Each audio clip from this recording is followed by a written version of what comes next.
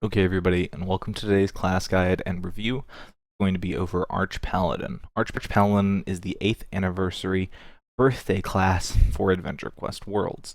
This class will not be going rare and is going to be available forever. It is relatively difficult to obtain through a pretty long and relatively challenging quest line when compared to many classes, especially just simple rank 10 rep classes. So this is the kind of class that if you're going to be farming for it, is going to take a day or more, depending on how quickly you get through it, what your luck is on the percent drops, and that kind of thing.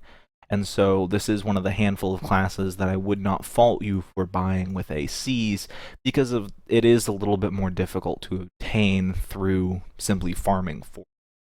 But if you do want to farm for it, this class is very much worth it, as it's one of the top soloing classes and top support classes in the entire game. It also performs very well in PvP and is even a reasonable farmer at times if you need to. So, overall, I think this class is definitely worth it if you're going to buy it for ACs or if you're going to take the time to farm for it. This class is only available through the 8th anniversary birthday event map and is not available in the regular class shop. So you will have to go there and obtain it through that shop rather than just going into the normal class shop tab. It is available forever. It won't be going rare unlike some of the previous birthday classes, but I do want to let you guys know that it's not simply available in the normal tab. You will have to actually go to that map to obtain it. So let's get into the actual enhancements that I'm going to be using on Arch Paladin and the reasoning behind that. So if we look at this first one, this is going to be time to kill, pure DPS numbers when it comes to single target damage in a sort of what you would call a soloing scenario. This is against Red Dragon, so it's a boss that does have relatively low HP, so you're not going to be able to really stack Commandment all the way up to truly abuse that. But if you're farming against sort of regular bosses, sort of the kind of bosses you're going to be fighting in your week-to-week releases, or if you're simply farming older bosses, some of the Chaos Sagas and that kind of stuff, these are the kind of numbers you can expect for that. As you can see here, Full Luck takes this win by a pretty wide margin, coming in at about 34 seconds on the Full Luck build. The Full Wizard is actually the slowest of all the builds, and any build with luck in it, decreasing the time by a significant amount as you move up. Honestly, and this is surprising, because when you look at the class's stats, you see that spell power and attack power and all this is relatively important to this class, that its abilities do both physical and magical damage, and as well as having a heal. You would think that having higher intellect would be important and would be very useful to this class. However, when this class does rely on critting, and being able to crit more often is very helpful in PvP and in farming, it turns out that the extra benefit that you get from a more powerful heal and doing slightly more damage on average with your abilities is simply just outweighed by the sheer power of crits. And while luck is going to be nerfed with the server rewrite whenever that comes, as of right now, luck is king on Arch Paladin. And as we can see when it comes to farming, this is a similar story. That Full Luck comes in with the almost fastest average time. 3 Wiz, 1 Luck actually managed to almost exactly tie it, and that feels a little bit weird, and I think that's more of because crits have less of an influence when it comes to farming. That when it comes to farming, consistency tends to outweigh your damage when it comes to farming. When you're spreading that damage out across multiple mobs, all the damage numbers tends to average out a little bit more, and I think that has a larger impact when it comes to farming. And so I think that's why the gap between Full Wizard and Full Luck was a lot lower when it comes to farming. So when it comes to farming, if you would like to use Full Wizard or some mix of Wizard and Luck, that you can get away with that a lot more. But definitely when it comes to a single target damage scenario, Full Luck pulls ahead. So now we're going to get into the actual abilities of the class. Arch Paladin's a bit of a weird class in its auto attack, not because it has a special auto attack or anything, but because it has one of the more powerful auto attacks. That auto attack does 110% of weapon damage on a base 2.0 second attack speed. So it has normal attack speed at a higher than average attack damage. making its auto attacks actually pretty potent, meaning that in a lot of fights, whether you're farming, PvP, or soloing, getting in that extra auto attack and getting in those auto attacks actually makes for a significant amount of damage over the course of a fight. So getting into the actual abilities, Arch Paladin has had several buffs since its original release in October, and while I think that the buffs are over, I think it's done and set in stone, just be aware that AE has had a history of buffing and nerfing classes recently, and especially with the server rewrite coming, these abilities and things may change if you're seeing this video in the far future. However, for now, this is the way it stands. Commandment is your first ability, costing 10 mana on a 5-second cooldown. It deals moderate damage to up to 3 targets, and applies a debuff to that target. This debuff does a lot of things, making it so the target deals 2% less damage, has 2% less dodge chance, 2% less crit chance, crit damage, and hit chance per stack. The target also takes 2% more damage per stack. These stacks last 100 seconds and stack up to 50 times, each stack refreshing the timer. The target also receives a small DOT stacking up to 4 times. This ability also does bonus damage to undead, however, that's less applicable. So as you can see, Commandment is incredible. Honestly, Commandment is this class's bread and butter, and if Commandment were not as good as it is, this class would be nowhere near as powerful. Commandment reducing their damage, dodge, crit damage, hit chance, all by 2% per stack, stacking up to 100% on each of these abilities, in addition to making the target take 100% more damage at max attacks, is ludicrously powerful. This ability on its own puts this class in the absolute top tier of support classes simply for Commandment alone. This class, in all honesty, could simply have the Commandment ability and Hymn of Light and would still be incredibly powerful even without its 5 ability. Because Commandment is simply that absurd. So with Commandment out of the way, the most complicated ability, let's get on to some of the easier stuff. Hymn of Light. This is your heal. It has 40 mana on a 10-second cooldown. It heals you and up to 5 allies for a moderate amount. This is not one of those bonkers heals like Oracle or Original Paladin where you're going to be getting healed for 7k. It can crit up to about 4.5 to 5k, depending on your weapon damage spread. However, this is only going to be healing you for 1100 without a crit. This ability also has one of the weirdest extra effects I have ever seen. The extra effect on this is a 20% endurance and defense buff. And this is one of the things about this class that has always confused me. So as you can see, I have 2,295 health right now. I push 3, I gain health. But because the endurance buff is gained after the heal takes place, I don't actually get to benefit from that health. And the only way you could ever actually benefit from that health is if you had another class in the room that gave you a heal over time, something like Stone Crusher, and then a boss hit you at the exact same time as you healed in order to let you actually use that extra health. Because this extra health that you're getting from the heal doesn't last very long. I honestly don't know why the endurance boost exists on this ability. It seems silly and unnecessary, and as long as the ability heals you before it gives you the actual endurance boost, it's completely meaningless, and that's just kind of silly to me. While it's not bad, it doesn't make the class any worse, the class is already very powerful, I do think that's kind of silly that it gives you this unnecessary and useless health boost. So now we get to Righteous Seal. Righteous Seal costs 30 mana on a 15-second cooldown. Righteous Seal does moderate damage to up to 3 targets. The targets affected deal 90% less damage and will take 50% less damage for the next 10 seconds. The good thing about the damage that's being done from Righteous Seal, the damage that's being done by Righteous Seal is applied before the damage reduction. So Righteous Seal is dealing full damage, and then it reduces how much damage is being dealt and coming from that target. A 90% damage reduction is absolutely absurd, especially when you consider stacking it on top of the damage reduction coming out of Commandment. This means that this class can at maximum get to 190% damage reduction. That is absolutely ludicrous. While it makes you deal 50% less damage, you don't really care. And as long as you're not trying to use Sacred Magic Eden within this window, you should be totally fine, and that extra damage reduction really doesn't matter. So now we're going to get on to the final ability, Sacred Magic Eden. Sacred Magic Eden costs 70 mana on a 35-second cooldown. This ability does massive damage, and this damage is buffed significantly by your stacks of Commandment. This damage boost caps at 5 stacks.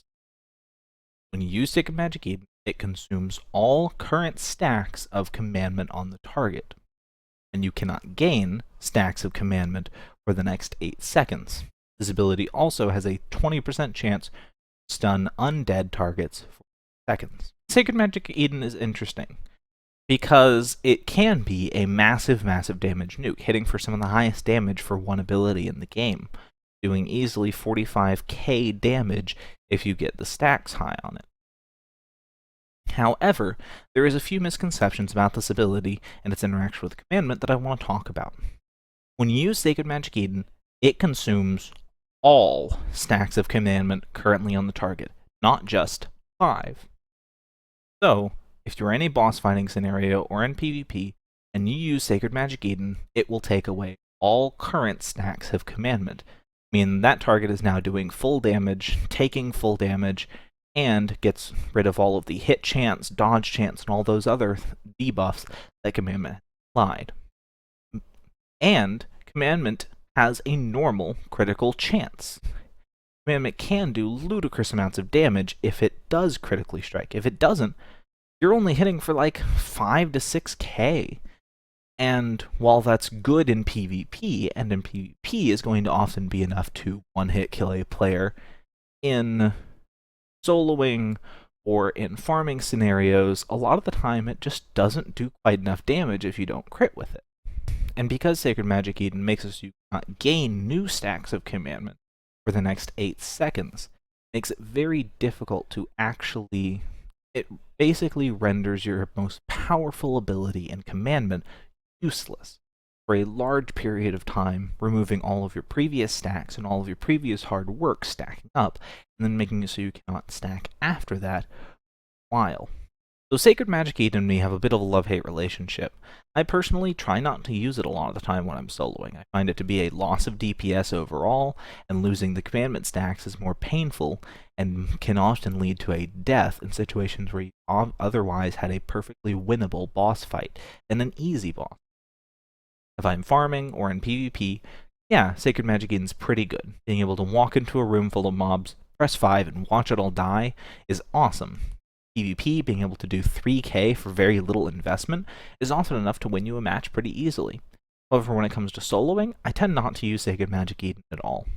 Now we're going to get into the passives. This class does have 3 passives, including rank 10. First passive is Restitution. Restitution reduces all incoming damage by 20%. Your second rank 10 passive, Overwhelming Light. It increases all of your heals by 20%. You have a rank 10 passive as well, Righteous Judgment. Righteous Judgment increases all outgoing damage by 20%, allowing this class to do damage and take less damage for no actual effort on its part, in addition to all of the extra damage reduction from its abilities and extra damage output from its abilities, lead to this class being able to pull off some pretty ludicrous things that other classes are simply not capable. We're going to go over to the Blood Titan fight. We're going to run that fight. We're going to go try up against Ultra Blood Titan, and let's see if we can get lucky and beat Ultra Blood Titan. Paladin is one of the few classes in the game that can solo Ultra Blood Titan, although it does take a little bit of luck, needing him to not go into his rage mode early in the fight before you can properly get stacked up with your damage mitigation. Once you get stacked up and you can get into a good situation with your crazy damage reduction, you're normally going to be okay. But the Ultra Blood Titan fight does need a little bit of luck for you to try and actually do that. So we're going to go over to Blood Titan, see how well we can do, and I'll see you guys in a minute. So here we are at regular Blood Titan getting ready to do this fight.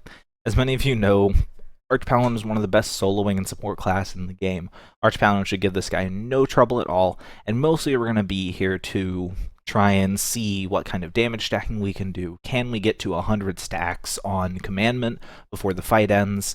And maybe, if I can time it right and manage my mana, we'll see how hard we can get Sacred Magic to Eden to hit at the very end of the boss fight. So, speed up the footage. I'll see you guys on the other side.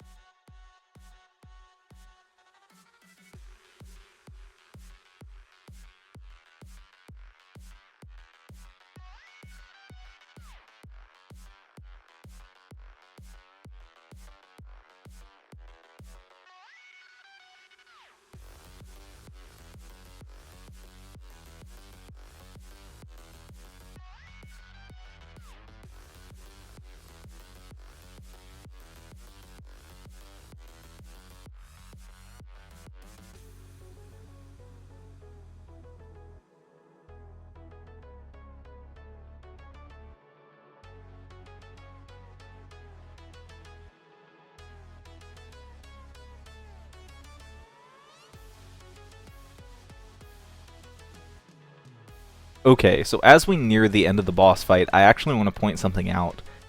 Blood Titan's damage has been reduced so dramatically that he's actually healing me each time he hits me. He has gotten his damage reduced so far, he is in the negatives.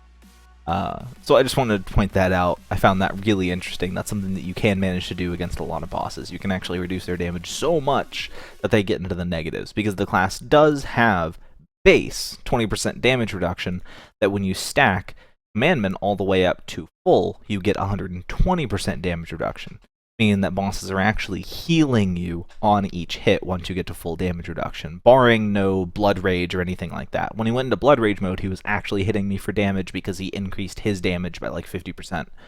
But it's actually really entertaining that you can do that you can stack your damage reduction so high that bosses are doing negative damage to you, which is hilarious. So we're going to get into the Blood Titan fight. We're going to try and do the same thing. This one's going to be a little bit more difficult, as I am going to have to try and use Righteous Seal here. And we'll see if we can last. I might give this 2 or 3 tries just to see if I can actually beat him, if I can get that lucky roll. If I can't, we'll simply use the longest time, and I'll see you guys on the other side.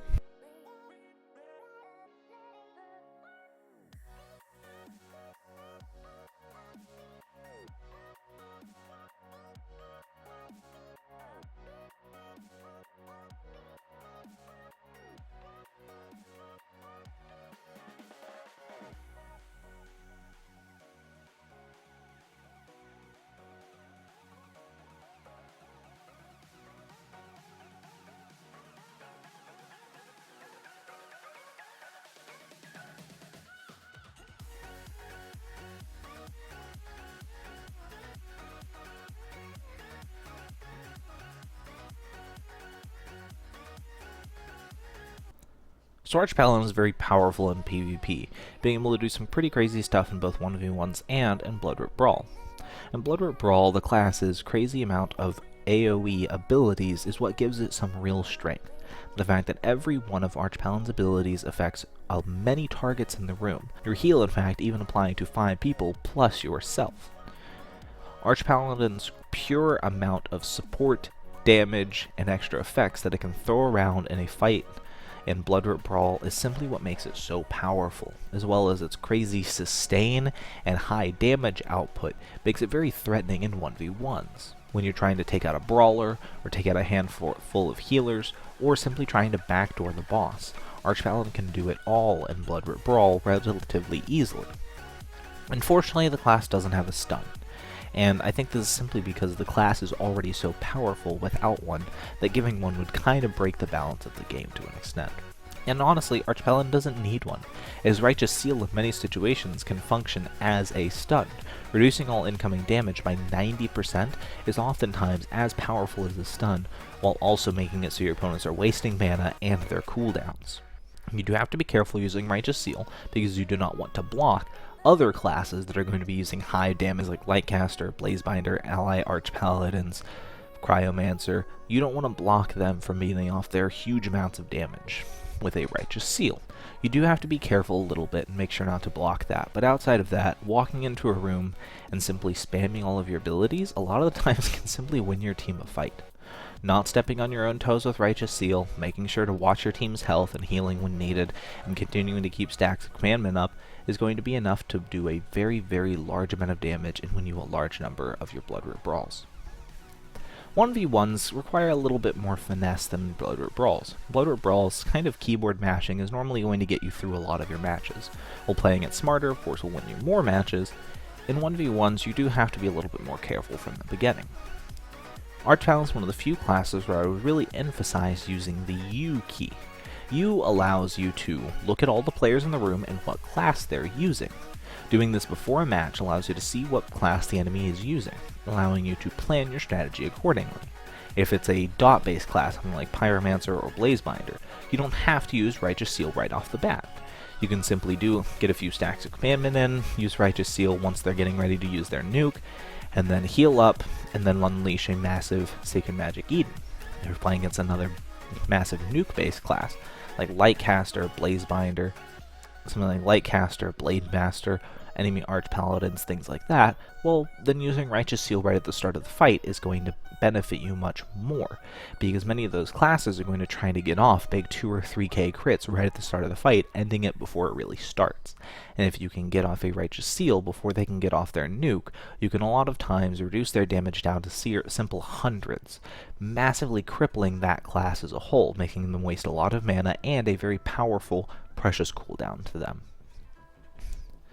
If you're going up against a dot-based class, a lot of the times these classes are going to be slower and the match is going to be a little bit more drawn out anyway, allowing you to buy time that you need to stack up a few stacks of commandment and unleash a Sacred Magic Eden that's big enough to destroy them easily. In 1v1s, you don't need to get these massive 40k crits on Sacred Magic Eden like you need in soloing to make it viable.